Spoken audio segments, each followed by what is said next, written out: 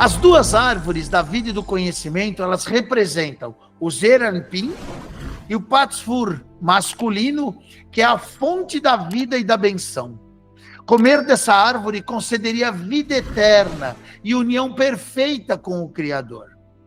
Corresponde ao caminho de doação pura, sem mistura de recepção egoísta. Qual é o símbolo de uma unidade e vida eterna? Qual é a qualidade? Doação pura. Qual é o resultado? Imortalidade espiritual. Essa é a árvore da vida. E a árvore do conhecimento?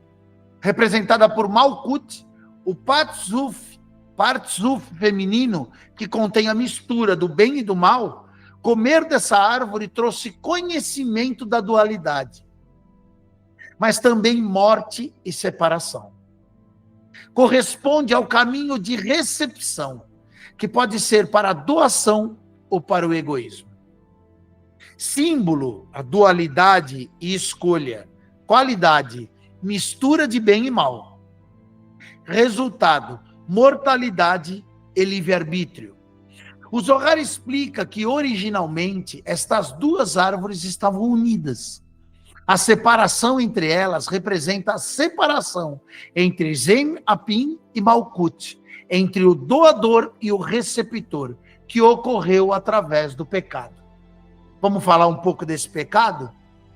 O que é esse pecado? A quebra dos vasos, né? Lá em Jeremias 18 fala do vaso do oleiro, né? Mas vamos voltar para cá.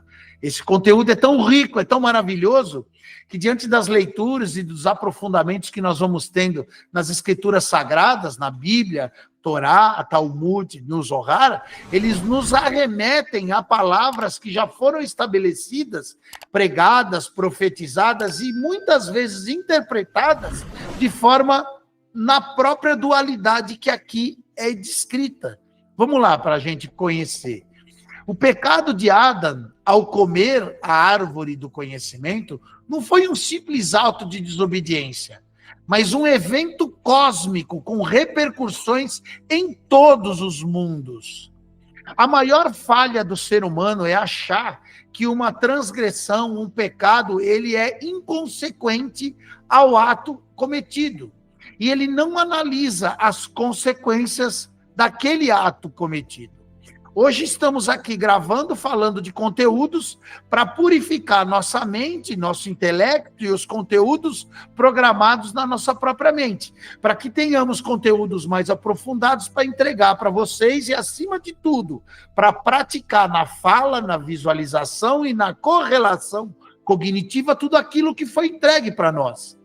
Agora, quando nós nos atribuímos ou nos determinamos a distanciar de conteúdos que nos satisfazem em crescimento de consciência, o que acontece? Distanciamos do entendimento e as desobediências são recorrentes, favorecendo consequências que muitas vezes não estão acessíveis ao nosso entendimento. Então, nos tornamos inconsequentes pelas nossas concupiscências, pelos nossos desejos, pelos nossos prazeres da carne desta vida, pelos encantamentos e distrações que nos são oferecidas.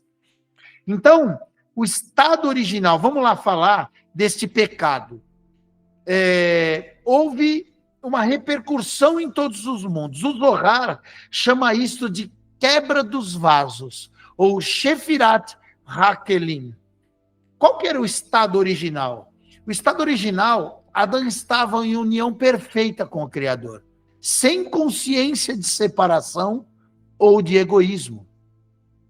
Houve uma tentação, a serpente, Nashash, representada pelo desejo egoísta, que sussurra na sua mente, no seu ouvido, em algum dos seus sentidos ou dos seus espirituais acessos, nos seus sentidos espirituais. Você pode ser como Deus. O pecado, Adão escolheu receber para si mesmo. Deixa eu fazer uma contextualização. Você já percebeu quantos pensamentos dessa serpente nós temos no dia a dia? Quando nós vemos o carro, a mulher, a condição da vida de alguém, material, física, de habilidades, de reconhecimentos, de posicionamento, de condição social e de várias outras formas. Quantas vezes nós somos tentados por inveja, por egoísmo, por ter a concupiscência, ter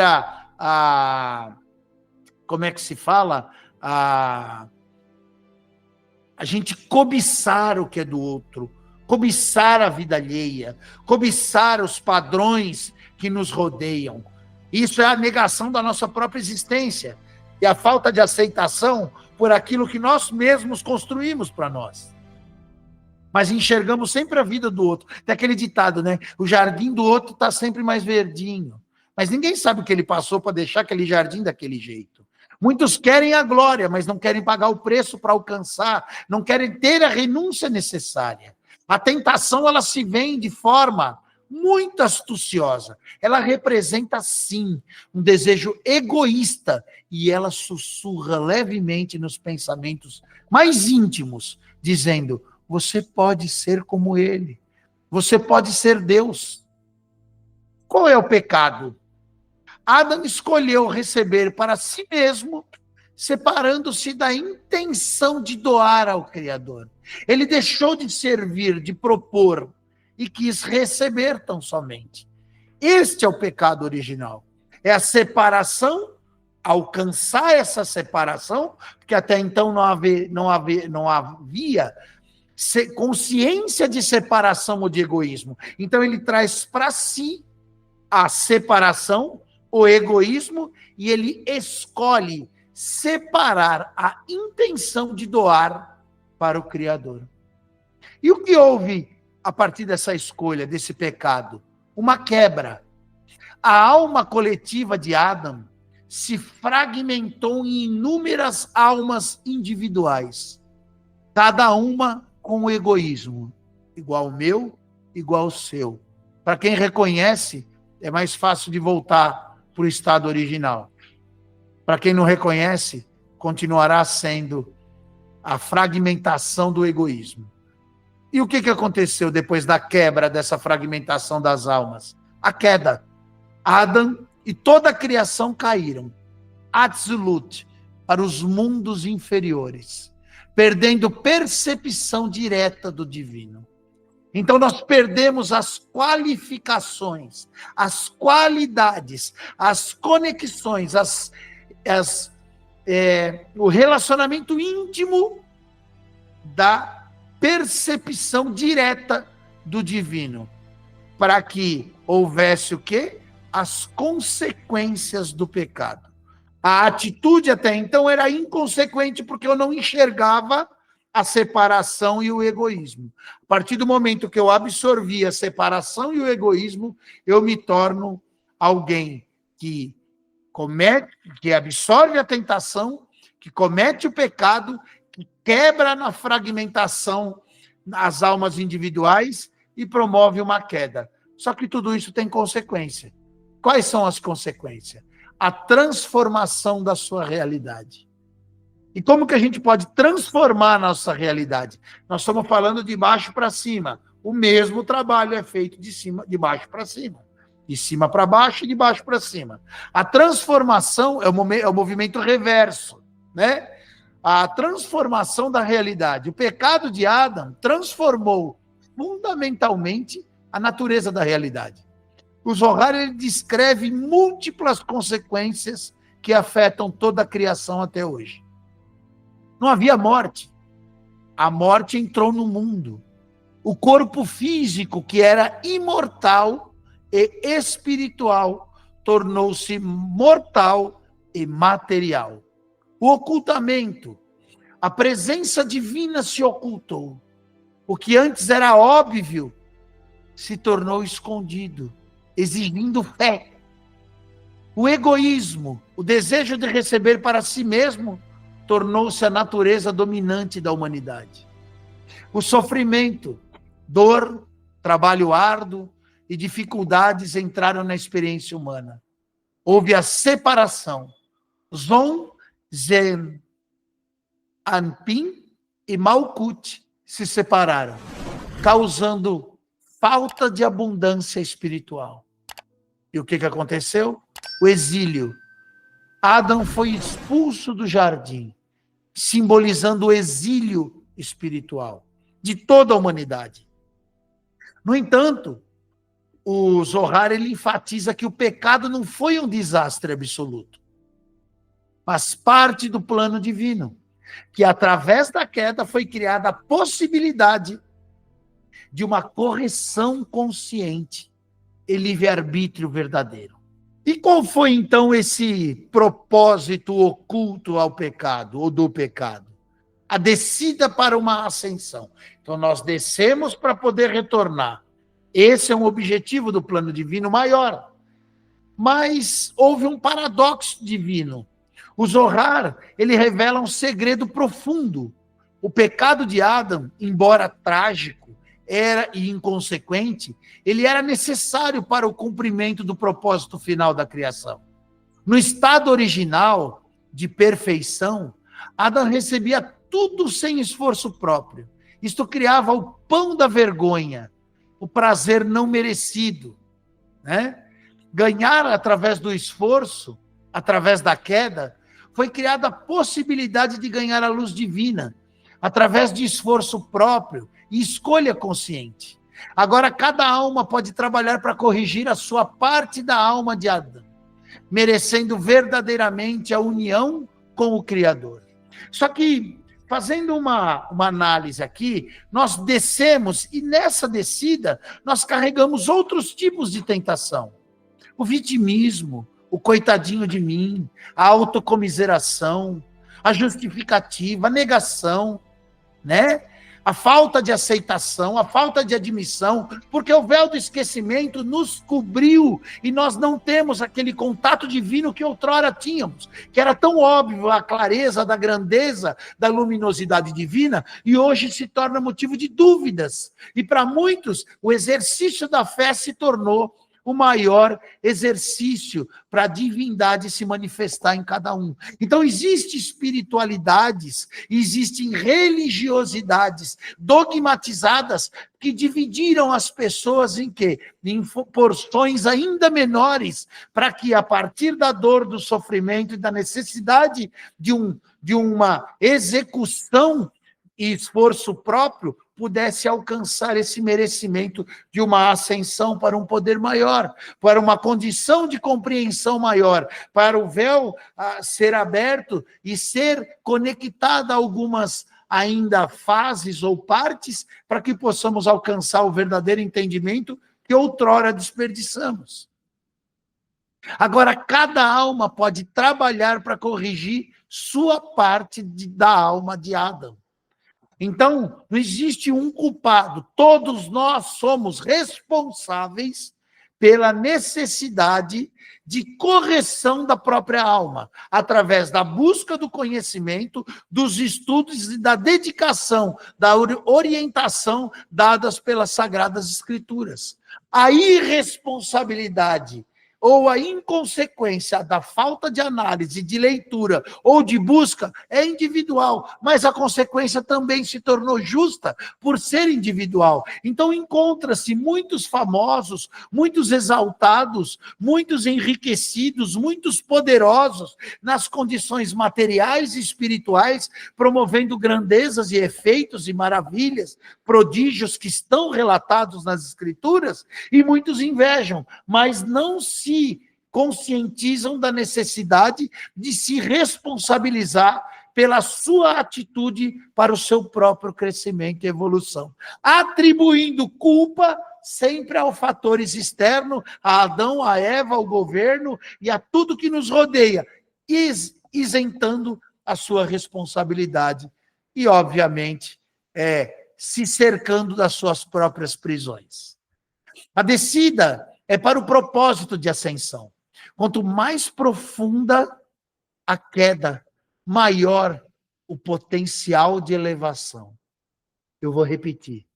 Para você que está com grandes dificuldades na saúde mental, familiar, nas perdas, no luto, seja onde for, na parte financeira, a descida é para o propósito da ascensão. E quanto mais profunda a queda, maior o potencial de elevação. Esse conceito é fundamental. O estado final, após a correção completa, será mais elevado do que o estado original, antes do pecado. Isto porque a luz será merecida, não apenas recebida passivamente. Vamos falar do primeiro homicídio. Vamos falar do primeiro conflito humano, Caim e Abel. A história de Caim e Abel, os primeiros filhos de Adão e Chavá, é interpretada pelo Zohar como um drama espiritual profundo sobre a natureza do serviço divino e do egoísmo. Um, a natureza do serviço divino, e o outro, o egoísmo. Abel, rebel, representa o aspecto de doação, de santidade. O seu nome significa vapor ou vaidade, indicado por humildade e desapego. A sua oferenda foi aceita porque vinha de uma intenção pura de doar ao Criador. Caim, ou Caim, representa o aspecto da recepção e materialidade. Seu nome deriva de aquisição, indicando apego ao material. Sua oferenda foi rejeitada porque vinha de intenção egoísta. O Zohar, ele explica que Caim e Abel não eram apenas dois indivíduos, mas representavam duas forças dentro de cada pessoa: o impulso egoísta de Caim e o impulso altruísta de Abel. O assassinato de Abel por Caim simboliza como egoísmo, quando não corrigido, pode destruir o bem dentro de nós. Então, no entanto, o Zohar também ensina que Caim eventualmente se arrependeu, mostrando que mesmo o egoísmo mais profundo pode ser transformado.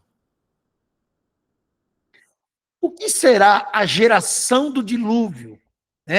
Uma corrupção total, uma renovação, e Deus se arrependeu, está escrito em algumas escrituras da sua criação.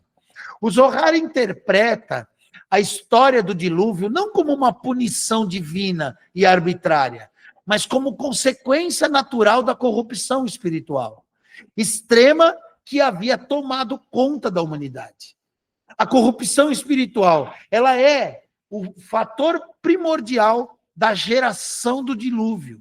Havia caído em egoísmo extremo, violência e imoralidade sexual, corrompendo completamente a estrutura espiritual. A vida que nós temos, o que nós almejamos, ela depende exatamente daquilo que nós promovermos. Nós temos um egoísmo extremo ou nós temos o desejo de doar, de servir e de propor? Nós nos violentamos e violentamos o outrem que nos cercam. E qual é essa realidade de relacionamento? E essa imoralidade sexual? Nós tratamos a nossa parte sacral como sexualidade imoral ou moral, promovendo um poder, uma energia construtiva para que a gente produza e construa, edifique, ou a gente corrompe completamente essa estrutura espiritual, profanando aquilo que tem poder energético e santo para uma construção, fazendo dela uma destruição. Então aí aparece uma necessidade de renovação. A corrupção, ela era tão profunda que a única solução era uma renovação completa, um reinício da criação. O que significa Noé? Noé representa a centelha de bem que permaneceu, o potencial de renovação que habita dentro de cada um. O seu nome significa descanso, conforto. E o que significa arca? A arca, ou teivá, não é apenas um barco físico, mas um recipiente espiritual de proteção. O que são os dois animais? Nós vamos chegar lá. O Zohar, ele ensina um casal de cada espécie. O Zohar, ele ensina que a palavra teivá significa palavra, sugerindo que a salvação vem através das palavras sagradas da Torá e da oração. né? E as águas do dilúvio, o que elas representam? As águas representam o Gesed, ou seja, misericórdia, em seu aspecto de julgamento. Paradoxalmente, o dilúvio foi tanto destruição quanto purificação, limpando um mundo para um novo começo. Vamos lá para a Torre de Babel. Unidade falsa versus unidade verdadeira. A história de Torre de Babel, ela é interpretada pelo Zohar como uma lição sobre a diferença entre a unidade verdadeira baseada em doação, entrega, e a unidade falsa, baseada em egoísmo coletivo. Né? A unidade aparente, nós podemos entender, a geração de Babel estava unida, mas a sua unidade era baseada em orgulho coletivo e desafio ao Criador, e não em doação ao que se edificava ao Criador. E a torre? Construir uma torre até os céus simboliza uma tentativa de alcançar a espiritualidade através de meios materiais e egoístas. Ou seja, aquela tentação de outrora seria justificada através das grandezas materiais. E as confusões de línguas? A separação das línguas não foi uma punição, mas uma correção, impedindo que o egoísmo coletivo se fortalecesse ainda mais. O Zohar, ele ensina que a verdadeira unidade só pode ser alcançada quando a pessoa trabalha para anular o seu egoísmo individual. A unidade baseada em egoísmo coletivo, ela é ainda mais perigosa do que o egoísmo individual. A dispersão das nações criou diversidade, que é necessária para o processo de correção. Cada nação tem a sua própria missão espiritual, única no plano divino. Vamos falar dos patriarcas? Vamos falar daqueles que foram os primeiros correlacionados por vários pronomes, vários sinônimos e várias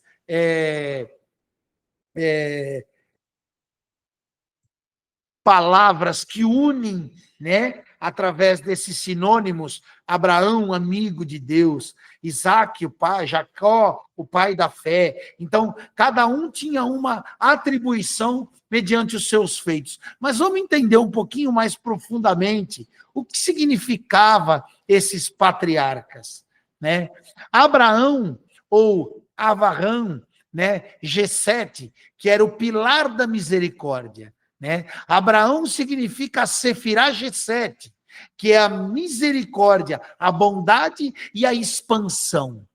Ele é o primeiro dos 3 patriarcas. Eu falei 3 patriarcas. E a sua vida inteira foi dedicada ao princípio de doação incondicional. Abraão, ele é a descoberta do Criador. Ele é do politeísmo ao monoteísmo. O Zohar descreve que Abraão, ele vivendo em uma sociedade idólatra, descobriu por si mesmo a existência de um Criador único, através da observação da natureza e da lógica espiritual. Qual era o questionamento?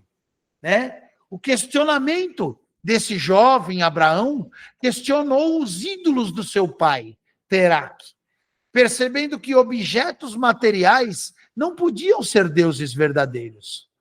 Qual era a sua observação dele? Ele observou o sol, observou a lua, observou as estrelas, e ele percebeu que eram todas criações, não o Criador. Então teve uma revelação, e através da sua contemplação profunda, chegou à conclusão lógica de que deve existir um único Criador, invisível e infinito. Qual era essa confirmação divina? O Criador, então, se revelou a Abraão, confirmando a sua descoberta e estabelecendo uma aliança com ele. Essa jornada de Abraão representa um caminho que cada alma deve percorrer, da ilusão desse mundo material, egoísta e individualista, e essa ilusão da separação, a percepção da unidade. Quais foram as 10 provas de Abraão? Né? Ele teve um refinamento através desses desafios. O Zohar, ele ensina, e você vai se identificar com muita coisa, o Zohar, ele ensina que Abraão passou por 10 provas. Azará, Neisionot, cada uma refinando um aspecto diferente de sua alma e demonstrando sua devoção absoluta ao Criador. Fuga de Ur, Casdim. Abraão foi jogado numa fornalha ardente por Nimrod, por recusar-se a adorar ídolos. Mas ele foi milagrosamente salvo. Lesha, vai para ti. Comando de deixar a sua terra natal, deixar a sua família e tudo que ele conhecia para ir para uma terra estranha e desconhecida. Passou fome em Canaã. Logo após chegar na terra prometida, a fome era severa e o forçou a descer ao Egito. Sara, levada por Faraó, sua esposa, foi levada ao palácio de Faraó, testando a sua fé na proteção divina. As guerras dos reis. Teve que lutar contra 4 reis poderosos para resgatar o seu sobrinho Ló. Eu quero pedir para vocês aqui uma reflexão. Quando fala das 10 provas de Abraão, reflita um pouquinho na sua vida. Reflita se você não teve essa fornalha e se recusar a adorar certas coisas. Reflita se você também não foi mudado de lugar, de se afastar da sua terra natal, da sua família e de tudo que você conhecia para ir para algo ou um lugar ou um meio desconhecido. Né? Em todas as áreas da nossa vida, essas provas, elas nos lapidam. Essa fome, essas necessidades que se apresentam. Né? Logo, uma promessa de terra prometida se aparece aí, uma fome severa. Forçou a descer ao Egito. Né? E quantos de nós já não fomos provados, já não fomos testados na nossa fé, pela saúde de um ente querido, pelo relacionamento de outras pessoas que cobiçam a nossa vida, as nossas esposas, os nossos filhos? E quantas guerras nós já não tivemos que lutar contra estes reis poderosos, né? Vamos continuar em relação a estas provas. E essa aliança entre as partes, né? Houve uma visão profética onde Deus revelou o futuro exílio e redenção dos seus descendentes, né? Então, houve essa aliança entre as partes. E a circuncisão aos 99 anos. Comando de circuncidar-se a si mesmo e a todos os homens de sua casa em idade avançada. Sara foi levada por Avimeleque. Né? Novamente a esposa foi levada, desta vez pelo rei Avimeleque de Gerar. Né? Depois houve a expulsão de Agar e de Ismael, seu filho, né? A sua concubina e Ismael. Teve que expulsar sua concubina Agar e o seu filho, causando grande dor especial, pessoalmente, por Sara ter seu filho Isaac também. E os dois atritavam lá. Então, a Keidak, Itzishak, a amarração de Isaac, a prova suprema de Abraão, foi quando ele recebeu um comando de sacrificar o seu próprio filho amado Isaac, o filho da promessa, o filho da sua esperança, do seu ânimo, da disposição do milagre na sua vida e na vida da sua esposa Sara, a qual tanto amava. Cada prova testou Abraão de um aspecto diferente. E a sua fé também. Fala-se hoje que Abraão é o pai da fé, né?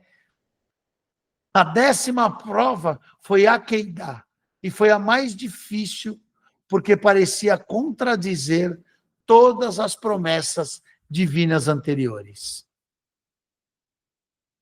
Conclusão. O caminho contínuo do Zohar é uma jornada sem fim, deliciosa, para que possamos nos degustar, nos deliciar, nos identificar e nos personalizar nas próprias escritas dos Santos Mandamentos, para que possamos entender que a apresentação dessas escrituras, através desses registros que nós estamos fazendo, é uma libertação muito mais pessoal para mim do que proposital para o outro. Está disponível. E o desejo de orar, de estudar, de jejuar e de promover as atividades de escrita como instrução a serem praticadas para minha própria melhoria, estão sendo feitas para o meu próprio benefício. Então, essa jornada sem fim, a gente observa que esta apresentação ofereceu não apenas um vislumbre dos vastos mistérios contidos no Zohar.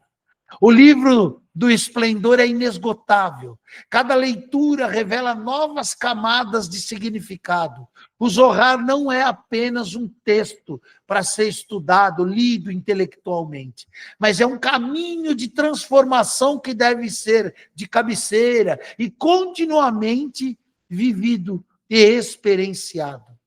Fazemos um convite ao Educar Mentes, ao Clube Pós e aos conteúdos que arrebanhamos e resgatamos para promover estudos pessoais e divulgação também.